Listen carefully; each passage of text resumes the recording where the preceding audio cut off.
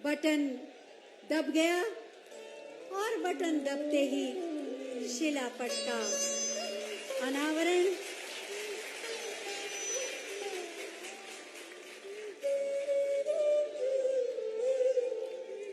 बहुत बहुत धन्यवाद माननीय मेरठ को, उत्तर प्रदेश को ये सौगात देने के लिए। मेजर ध्यानचंद खेल विश्वविद्यालय आने वाले समय में कैसा होगा, इससे कैसे लाभ मिलेगा, इसी पर आधारित एक छोटी सी फिल्म आइए देखते हैं। भारत एक युवा राष्ट्र है। विश्व के किसी भी देश की तुलना में यहाँ सर्वाधिक युवा है। युवा शक्ति ही भारत की पहचान है। फिर भी आजादी के बाद एक लंबे समय तक संसाधनों के अभाव में देश के युवाओं को अवसर नहीं मिल पाते थे। 2014 से पहले खेल प्रतिभाओं को अवसरों, ट्रेनिंग एवं कोच की कमी के चलते खेलों में भारत का प्रदर्शन बहुत ही साधारण रहता था। 2014 के बाद माननीय प्रधानमंत्री नरेंद्र मोदी जी ने युवा शक्ति की ऊर्जा और देश की प्रगति में उनका योगदान बढ़ाने के लिए उन्हें विभिन्न योजनाओं से जोड़ा। माननीय प्रधानमंत्री जी ने गुजरात के मुख्यमंत्री रहते हुए ही खेल व खिलाड़ियों के साथ साथ एथलीट्स और पैरा एथलीट्स को आगे बढ़ाने पर जोर दिया। युवाओं के शारीरिक और मानसिक विकास के लिए उन्होंने प्रधानमंत्री बनने के बाद खेलो इंडिया और फिट इंडिया मूवमेंट चलाया और खेलों में गांवों के युवाओं को आगे लाने की मुहिम शुरू की। भारत में स्पोर्ट्स के प्रमोशन और पार्टिसिपेशन के लिए लगातार बड़ी निष्ठा के साथ प्रयास किए जा रहे हैं। टैलेंट की पहचान हो, ट्रेनिंग हो या फिर चयन प्रक्रिया हो, हर तरफ, हर स्टेज पर ट्रांसपेरेंसी को प्रमोट किया जा रहा है। इसका परिणाम अंतर्राष्ट्रीय मुकाबलों में भारत के प्रदर्शन में भी आज हमारे लोग, हमारे नौजवान कुछ न कुछ कर दिखा रहे हैं, हमें देखने को मिल रहा है। भारतीय खेल प्राधिकरण ने स्थानीय युवाओं को अंतर्राष्ट्रीय खेलों तथा ओलंपिक के लिए तैयार करने और पदक प्राप्त करने के लिए टारगेट ओलंपिक पोडियम स्कीम शुरू की, जिसके तहत युवा खिलाड़ियों को वर्ल्ड क्लास ट्रेनिंग के साथ अत्याधुनिक खेल उपकरण व आर्थिक सहायता दी जाती है। अंतर्राष्ट्रीय खेल प्रतियोगिताओं के प्रति युवाओं को तैयार करने के लिए वर्ष 2018 में खेलो इंडिया यूथ गेम्स की शुरुआत की।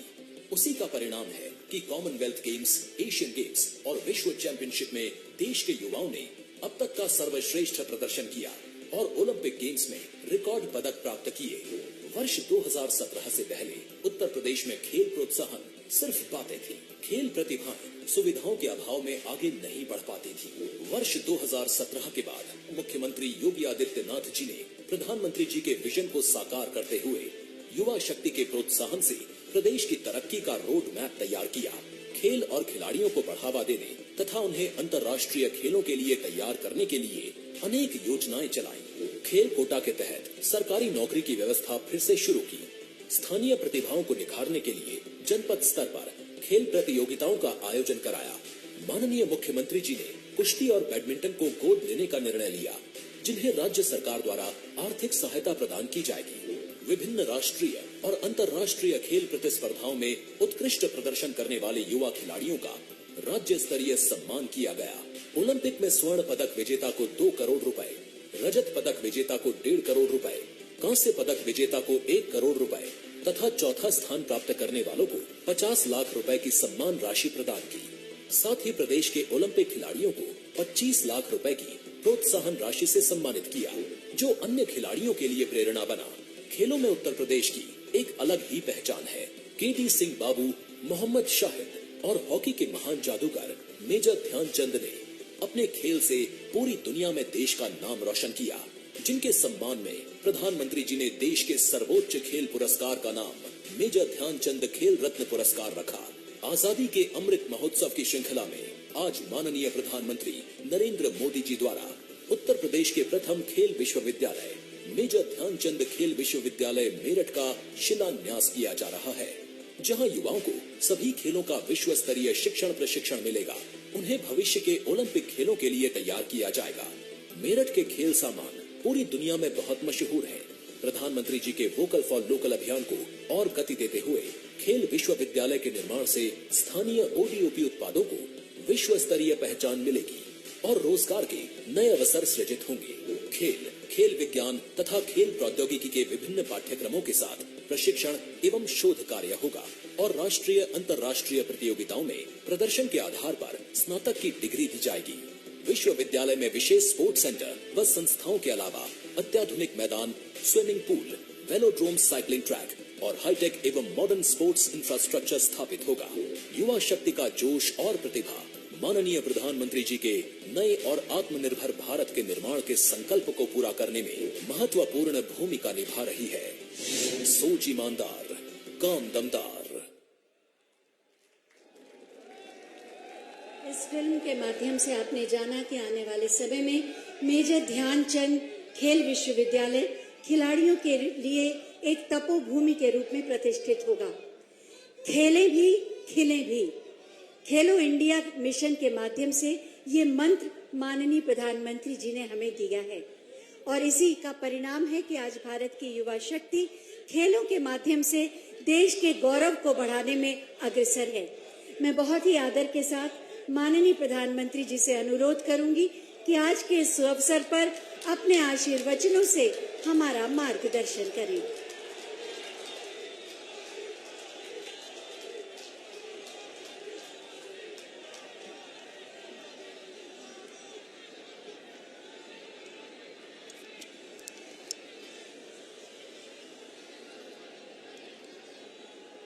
भारत माता की, भारत माता की। यूपी की राज्यपाल श्रीमती आनंदीबेन पटेल, यहां के लोकप्रिय और ऊर्जावान मुख्यमंत्री श्रीमान योगी आदित्यनाथ जी, उप मुख्यमंत्री श्री केशव प्रसाद मौर्य जी, केंद्रीय मंत्रिमंडल के मेरे सहयोगी श्री संजीव बालियान जी, वीके सिंह जी, मंत्री श्री दिनेश खटीक जी, उपेंद्र त्रिवेदी जी, श्री कपिल देव अग्रवाल जी, संसद में मेरे साथी श्रीमान सतपाल सिंह जी, राजेंद्र अग्रवाल जी, विजय सिंह जी तोमर, श्रीमती कांता कर्णब जी, विधायक भाई सोमेंद्र तोमर जी, संगीत सोम जी,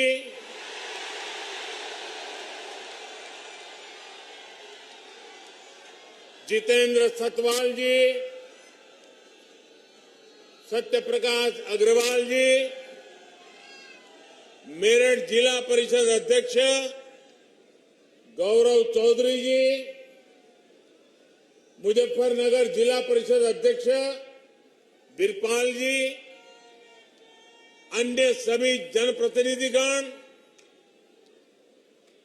और मेरठ मुजफ्फरनगर दूर दूर से आए मेरे प्यारे भाइयों और बहनों, आप सभी को 2022 की बहुत बहुत शुभकामनाएं।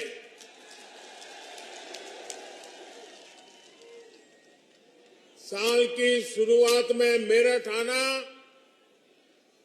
अपने आप में मेरे लिए बहुत अहम है। भारत के इतिहास में मेरठ का स्थान सिर्फ एक शहर का नहीं है, बल्कि मेरठ हमारी संस्कृति, हमारे सामर्थ्य का भी महत्वपूर्ण केंद्र है। रामायण और महाभारत काल से लेकर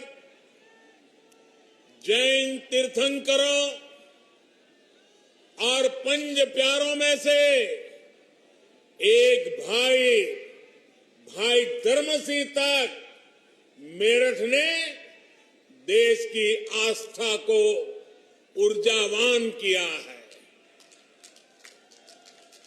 सिंधु घाटी की सभ्यता से लेकर देश के पहले स्वतंत्रता संग्राम तक इस क्षेत्र ने दुनिया को दिखाया है कि भारत का सामर्थ्य क्या होता है।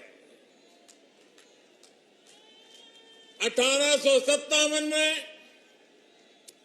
बाबा ओगडनाथ मंदिर और वहीं से आजादी की जो ललकार उठी, दिल्ली कूच का आह्वान हुआ, उसने गुलामी की अंधेरी सुरंग में देश को नई रोशनी दिखा दी।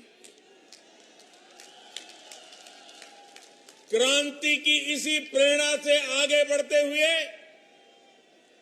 हम आजाद हुए और आज गर्व से अपनी आजादी का अमृत महोत्सव मना रहे हैं। मेरा सौभाग्य है कि यहां आने से पहले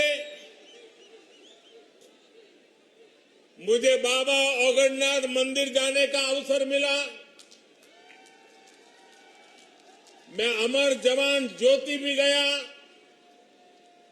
स्वतंत्रता संग्राम संग्रहालय में उस अनुभूति को महसूस किया जो देश की आजादी के लिए कुछ कर गुजरने वालों की दिलों में एक लालायित थी। भाई और बहनों, मेरठ और आसपास के इस क्षेत्र ने स्वतंत्र भारत को भी नई दिशा देने में महत्वपूर्ण योगदान दिया। राष्ट्र रक्षा के लिए सीमा पर बलिदान हो या फिर खेल के मैदान में राष्ट्र के लिए सम्मान, राष्ट्रभक्ति की अलख को इस क्षेत्र ने सदा सर्वदा प्रज्वलित रखा है। नूरपुर मड़ैया ने चौधरी चरण सिंह जी के रूप में देश को एक विजनरी नेतृत्व भी दिया। मैं इस प्रेरणा स्थली का वंदन करता हूं, मेरठ और क्षेत्र के लोगों का अभिनंदन करता हूं। भाई और बहनों, मेरठ देश की एक और महान संतान मेजर ध्यानचंद जी की भी कर्मस्थली रहा है। कुछ महीने पहले केंद्र सरकार ने देश के सबसे बड़े खेल पुरस्कार का नाम दद्दा के नाम पर कर दिया। आज मेरठ की स्पोर्ट्स यूनिवर्सिटी मेजर ध्यानचंद जी को समर्पित की जा रही है।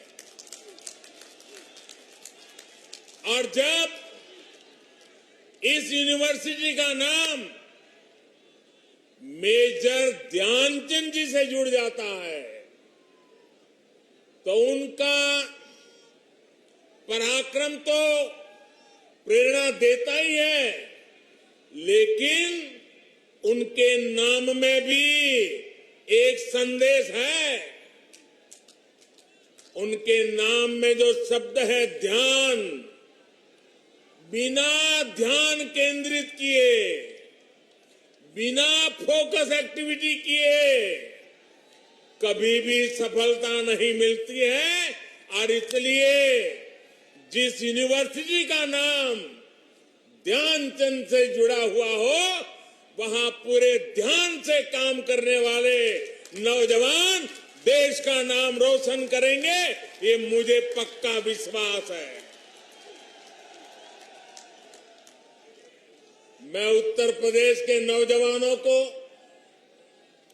यूपी की पहली स्पोर्ट्स यूनिवर्सिटी के लिए बहुत बहुत बधाई देता हूं। 700 करोड़ रुपए की लागत से बनने वाली ये आधुनिक यूनिवर्सिटी दुनिया की श्रेष्ठ स्पोर्ट्स यूनिवर्सिटी में से एक होगी। यहां युवाओं को खेलों से जुड़ी अंतर्राष्ट्रीय सुविधाएं भी तो मिलेगी। ये एक करियर के रूप में स्पोर्ट्स को अपनाने के लिए जरूरी स्किल्स का निर्माण करेगी।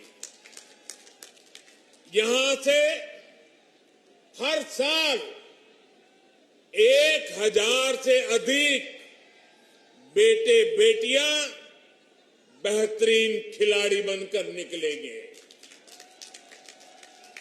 यानी क्रांति वीरों की नगरी, खेल वीरों की नगरी के रूप में भी अपनी पहचान को और सशक्त करेगी। साथियों, पहले की सरकारों से यूपी में, जब पहलों की सरकारें थी तब यूपी में अपराधी अपना खेल खेलते थे, माफिया अपना खेल खेलते थे। पहले यहां अवैध कब्जे के टूर्नामेंट होते थे। बेटियों पर फप्तियां कसने वाले खुलेआम घूमते थे। हमारे मेरठ और आसपास के क्षेत्रों के लोग कभी भूल नहीं सकते कि लोगों के घर जला दिए जाते थे। और पहले की सरकार अपने खेल में लगी रहती थी। पहले की सरकारों के खेल का ही नतीजा था कि लोग अपना पुश्तैनी घर छोड़कर पलायन के लिए मजबूर हो गए थे। अब योगी जी की सरकार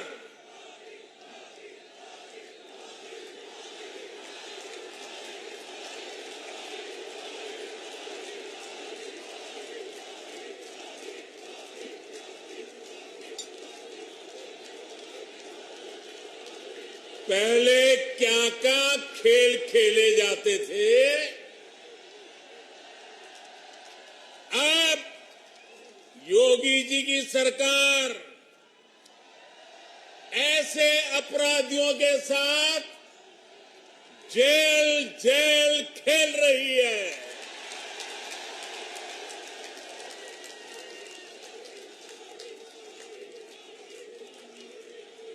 पांच साल पहले इसी मेरठ की बेटियां शाम होने के बाद अपने घर से निकलने से डरती थी। आज मेरठ की बेटियां पूरे देश का नाम रोशन कर रही है। यहां मेरठ के सोतीगंज बाजार में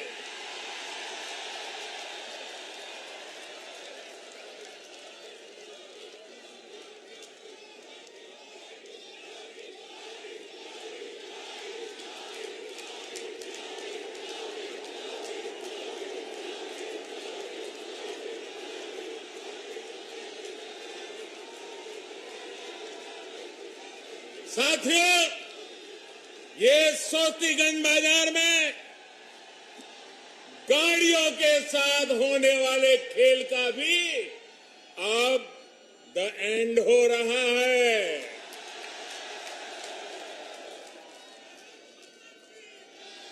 अब यूपी में असली खेल को बढ़ावा मिल रहा है। यूपी के युवाओं को खेल की दुनिया में छा जाने का मौका मिल रहा है। साथियों, हमारे यहां कहा जाता है, महाजनों येन गताः स पंथाः, अर्थात जिस पथ पर महान जन, महान विभूतियां चले, वही हमारा पथ है। लेकिन अब हिंदुस्तान बदल चुका है। अब हम 21वीं सदी में हैं और इस 21वीं सदी के नए भारत में सबसे बड़ा दायित्व हमारे युवाओं के पास ही है। और इसलिए अब मंत्र बदल गया है। 21वीं सदी का तो मंत्र है, युवा जनो येन गताः स पंथाः। जिस मार्ग पर युवा चल दे, वही मार्ग देश का मार्ग है। जिधर युवाओं के कदम बढ़ जाए,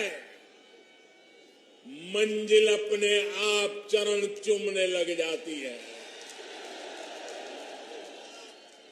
युवा नए भारत का कर्णधार भी है। युवा नए भारत का विस्तार भी है।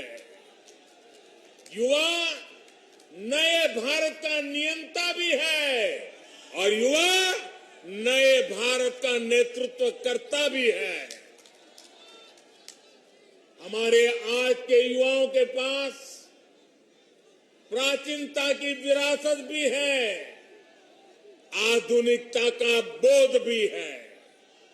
और इसलिए जिधर युवा चलेगा, उधर भारत भी चलेगा। और जिधर भारत चलेगा, जिधर भारत चलेगा, उधर ही अब दुनिया चलने वाली है।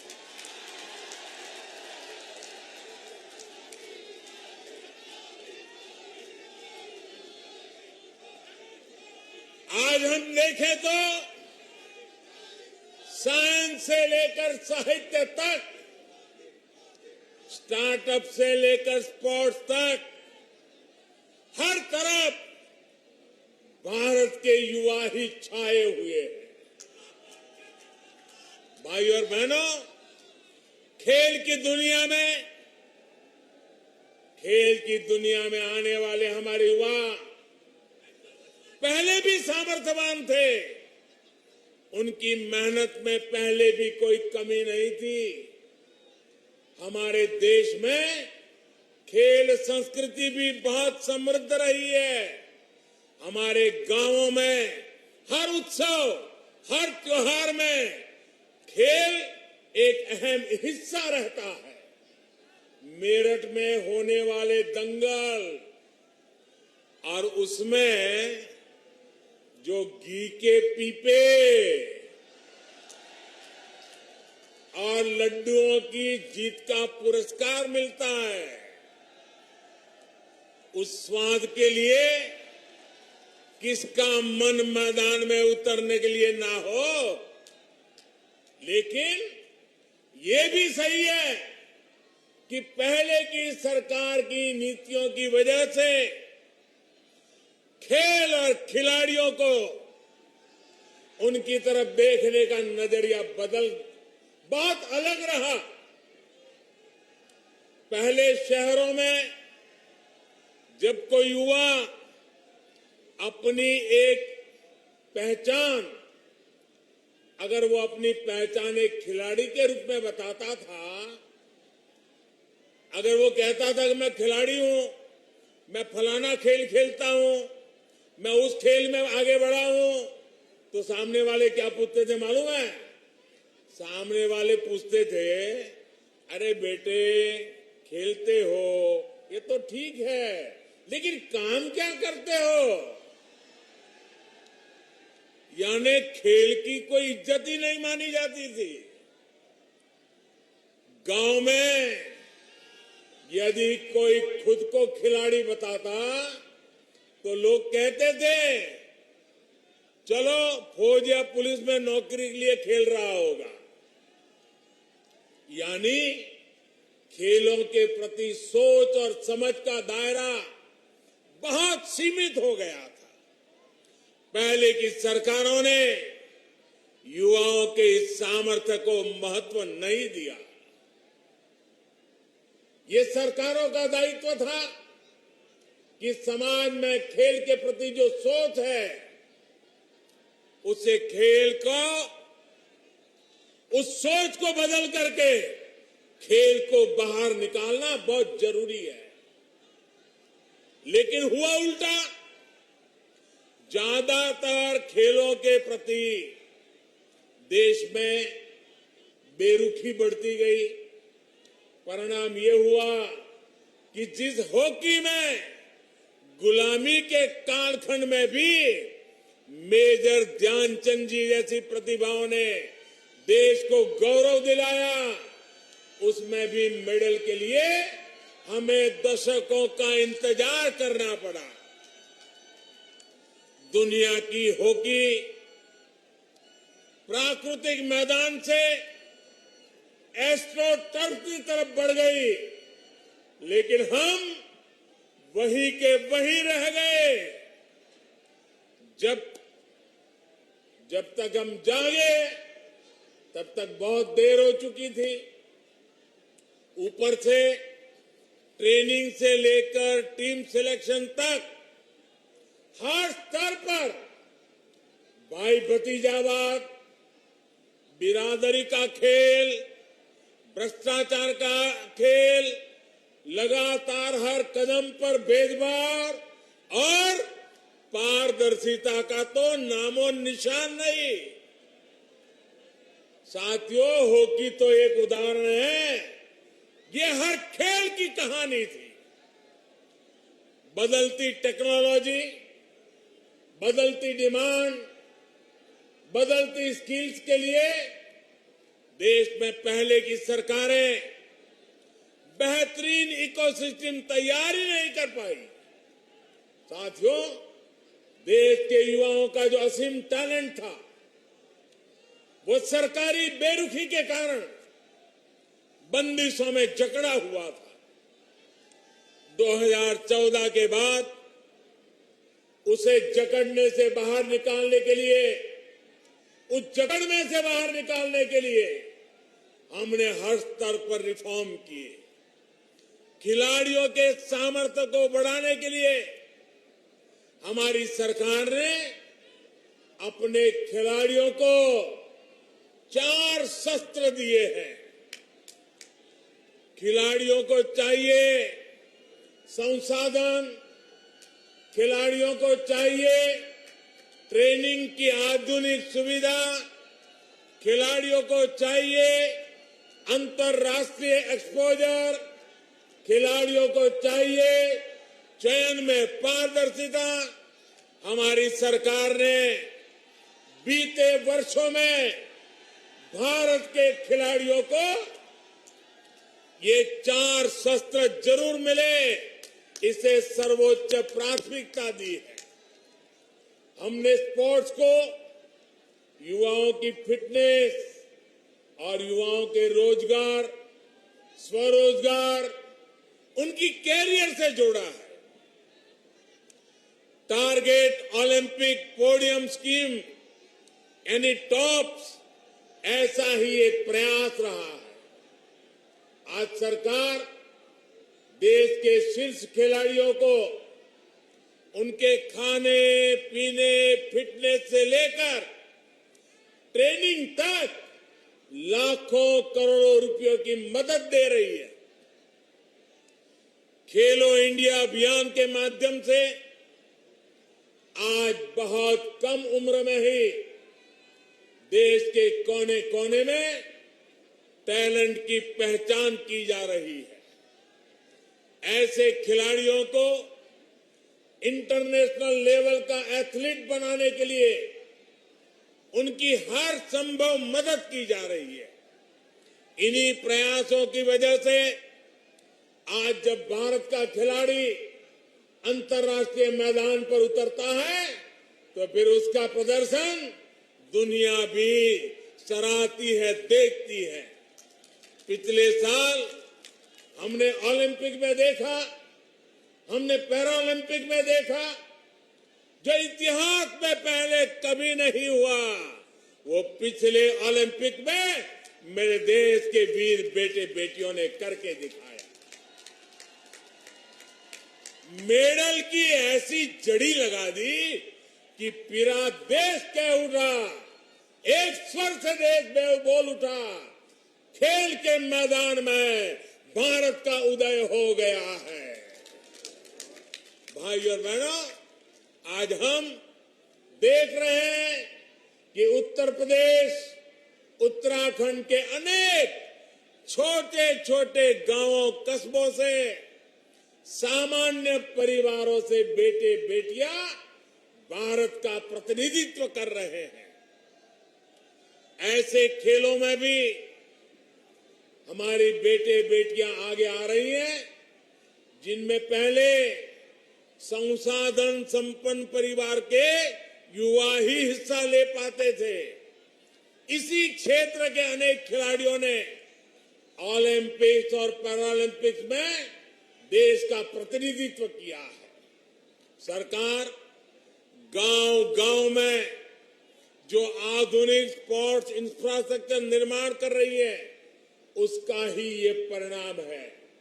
पहले बेहतर स्टेडियम सिर्फ बड़े शहरों में नहीं उपलब्ध थे, आज गांव के पास ही खिलाड़ियों के ये सुविधा दी जा रही है। साथियों, हम जब भी एक नई कार्य संस्कृति को बढ़ाने का प्रयास करते हैं तो इसके लिए 3 चीजें जरूरी होती है: सानिध्य, सोच और संसाधन।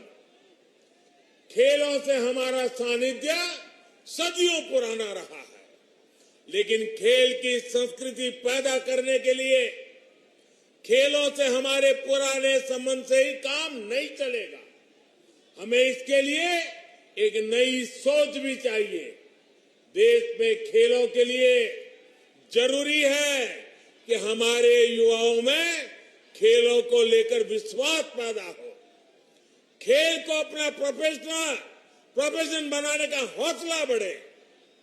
और यही मेरा संकल्प भी है और ये मेरा सपना भी है।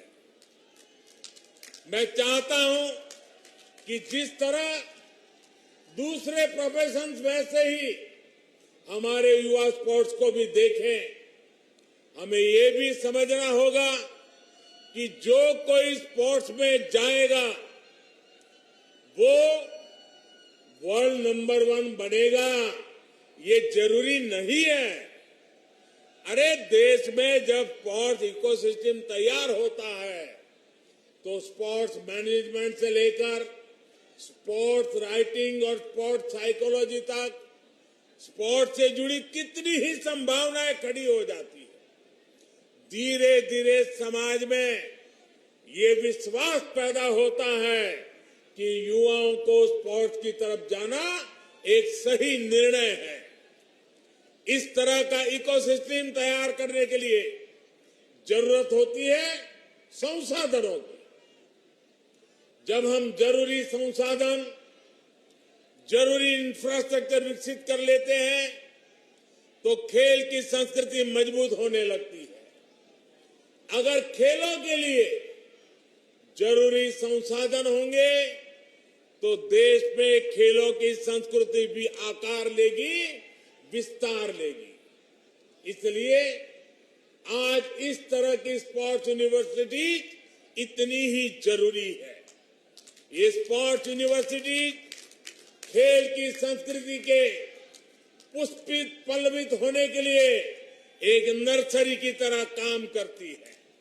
इसलिए ही आजादी के 7 दशक बाद 2018 में पहली नेशनल स्पोर्ट्स यूनिवर्सिटी हमारी सरकार ने मणिपुर में स्थापित की।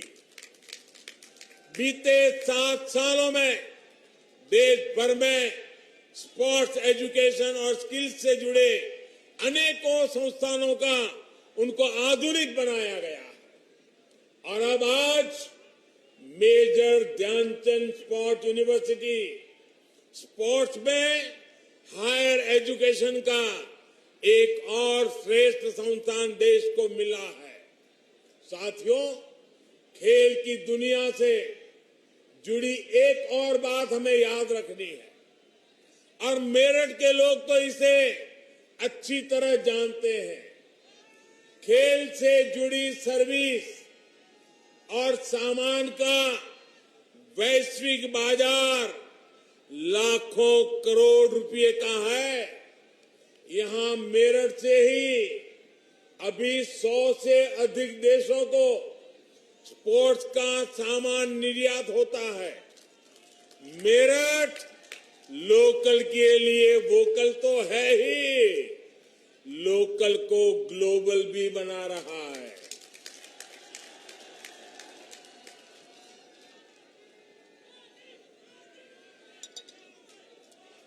देश भर में ऐसे अनेक स्पोर्ट्स क्लस्टर्स को भी आज विकसित किया जा रहा है। मकसद यही है कि देश स्पोर्ट्स के सामान और उपकरणों की मैन्युफैक्चरिंग में भी आत्मनिर्भर बन सके।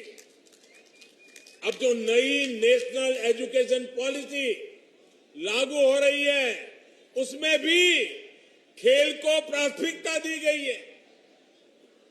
स्पोर्ट्स को अब उसी श्रेणी में रखा गया है जैसे साइंस, कॉमर्स, मैथमेटिक्स, ज्योग्राफी या दूसरी पढ़ाई हो। पहले खेल को एक्स्ट्रा एक्टिविटी माना जाता था, लेकिन अब स्पोर्ट्स स्कूल में बाकायदा एक विषय होगा। उसका उतना ही महत्व होगा जितना बाकी विषयों का। साथियों, यूपी के युवाओं में तो इतनी प्रतिभा है, हमारे यूपी के युवान इतने प्रतिभावान हैं कि आसमान भी छोटा पड़ जाए। इसलिए यूपी में डबल इंजन सरकार कई विश्वविद्यालयों की स्थापना कर रही है। गोरखपुर में महायोगी गुरु गोरखनाथ आयुष यूनिवर्सिटी, प्रयागराज में डॉक्टर राजेंद्र प्रसाद विधि विश्वविद्यालय, लखनऊ में state institute of forensic sciences, Aligarh में राजा महेंद्र प्रताप सिंह राज्य विश्वविद्यालय, सहारनपुर में मां शाकंभरी विश्वविद्यालय और यहां मेरठ में मेजर ध्यानचंद स्पोर्ट्स यूनिवर्सिटी। हमारा देश साफ है। हमारा युवा ना सिर्फ रोल मॉडल बने, वो अपने रोल मॉडल पहचाने भी। साथियों, सरकारों की भूमिका अभिभावक की तरह होती है।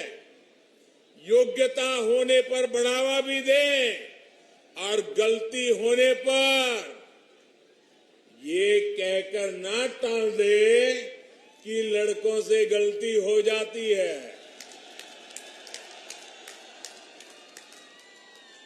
आज योगी जी की सरकार युवाओं को रिकॉर्ड सरकारी नियुक्तियां कर रही है। आईटीआई से ट्रेनिंग पाने वाले हजारों युवाओं को बड़ी कंपनियों में रोजगार दिलवाया गया है। नेशनल अप्रेंटिसशिप योजना हो या प्रधानमंत्री कौशल विकास योजना, लाखों युवाओं को इसका लाभ दिया गया है। अटल जी की जयंती पर यूपी सरकार ने विद्यार्थियों को टैबलेट और स्मार्टफोन देने का भी अभियान शुरू किया है। साथियों, केंद्र सरकार की एक और योजना के बारे में भी यूपी के नौजवानों को जानना बहुत जरूरी है। ये योजना है स्वामित्व योजना।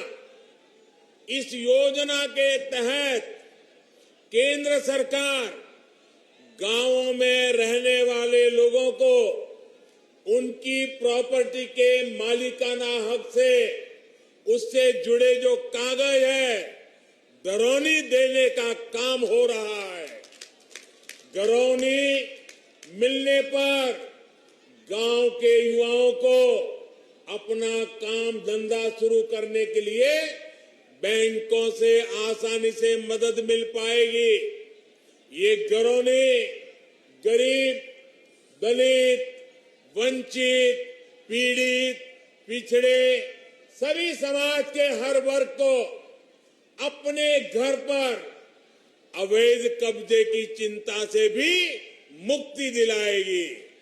मुझे खुशी है कि स्वामित्व योजना को योगी जी की सरकार बहुत तेजी से आगे बढ़ा रही है। यूपी के 75 जिलों में 23 लाख से अधिक घरौनी दी जा चुकी है। चुनाव के बाद योगी जी की सरकार इसी अभियान को और तेज करेगी। भाइयों और बहनों, इस क्षेत्र के ज्यादातर युवा ग्रामीण इलाकों में रहते हैं। ग्रामीण अर्थव्यवस्था को मजबूत बनाने के लिए हमारी सरकार निरंतर काम कर रही है।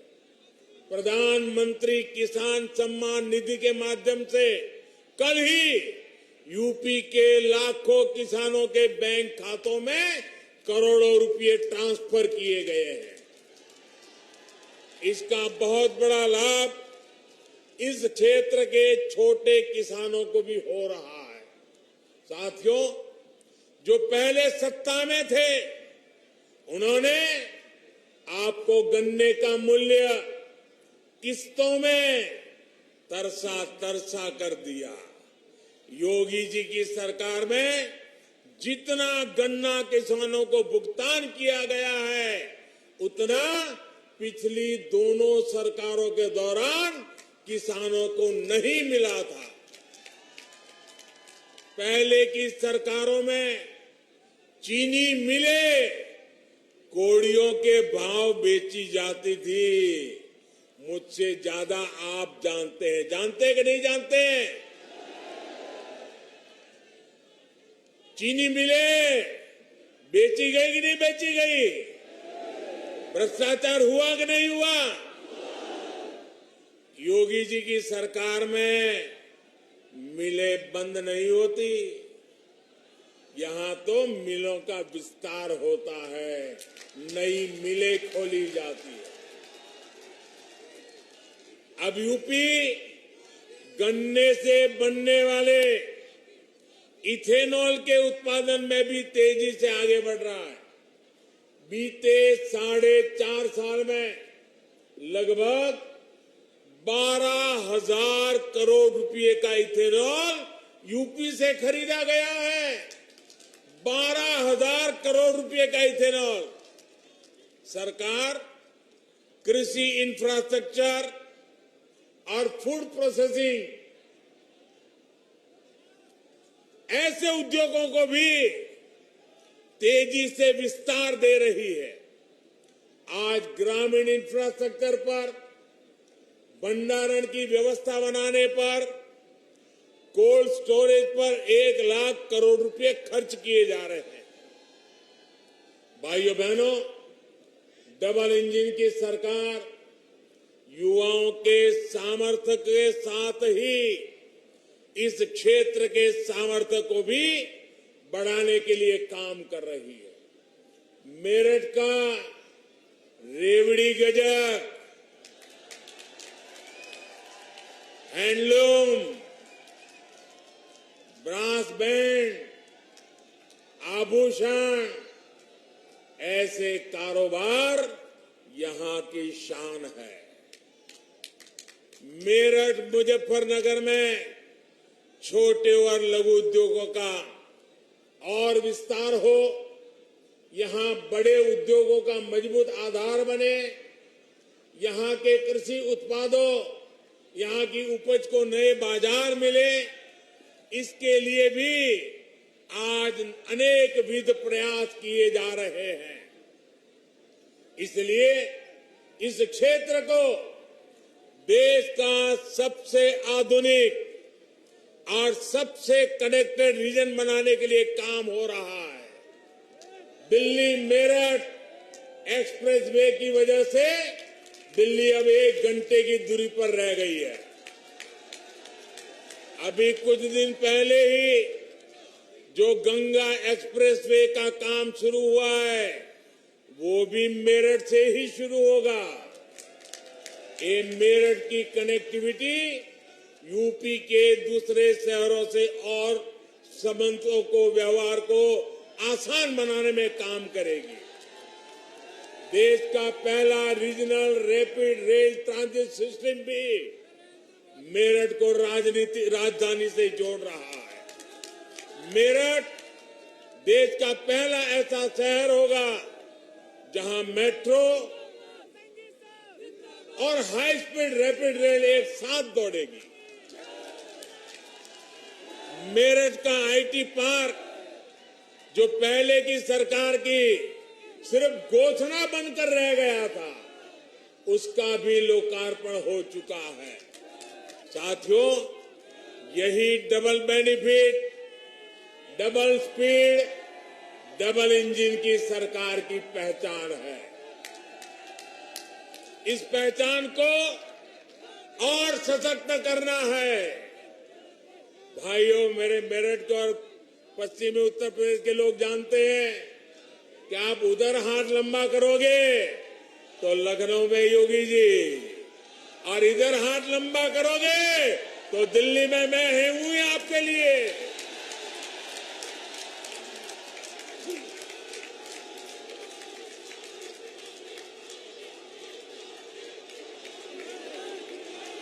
विकास की गति को और बढ़ाना है। नए साल में हम नए जोश के साथ आगे बढ़ेंगे। मेरे नौजवान साथियों, आज पूरा हिंदुस्तान मेरठ की ताकत दे रहा है, पश्चिमी उत्तर प्रदेश की ताकत देख रहा है, नौजवानों की ताकत देख रहा है।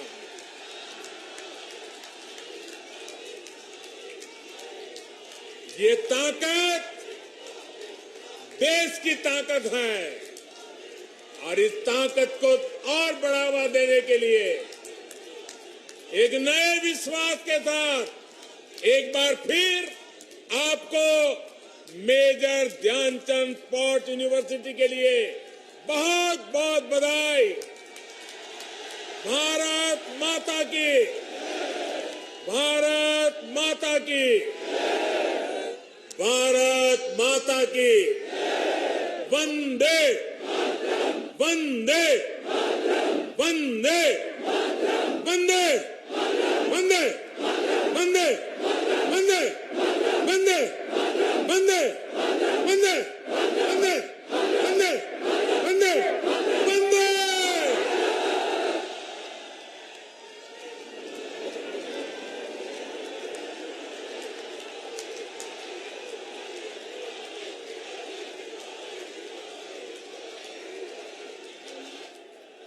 बहुत बहुत धन्यवाद माननीय प्रधानमंत्री जी।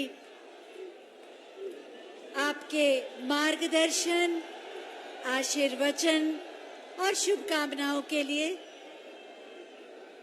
अपने सपनों और संकल्पों के साथ हमें जोड़ने के लिए जोरदार तालियों के साथ अभिनंदन करें माननीय प्रधानमंत्री जी का।